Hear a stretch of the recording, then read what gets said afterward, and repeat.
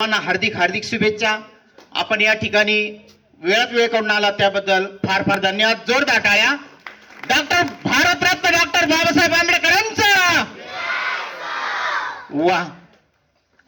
थोर महात्मे होऊन गेले, चरित्र त्यांचे पहा जरा, त्यासम आपण होऊन बघावे, हाच खरा बोध खरा। आपल्या भारत देशामध्ये अनेक वीर भारतरत्न मोठमोठे क्रांतीवीर होऊन गेले।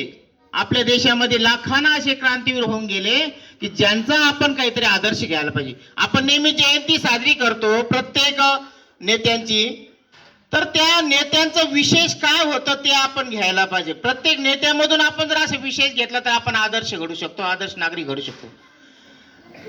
बऱ्याचशा सगळ्या मुलींनीच अतिशय छान भाषण केलेत। मान्यवरांना गावकऱ्यांना मी विनंती करतो की खरोखरच आमचे लेकरं फार चांगले आहेत।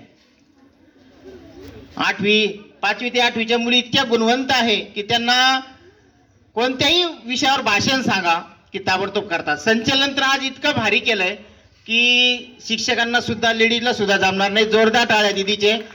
बघा किती छान संकलन आहे। डॉक्टर बाबासाहेबांनी जे संघर्ष केला आयुष्यामध्ये है की नाही। डॉक्टर बाबासाहेब आंबेडकरांनी सांगितलं की शिका, ड्रेस असेल 2 ड्रेस असेल पण तुम्हाला 10 ड्रेस आहे, 10 बुट आहे, भारी सगळ्या गोष्टी सांगायच्या अगोदर फक्त तुम्ही अभ्यासच नाही समजा, असं मला हरकत नाही।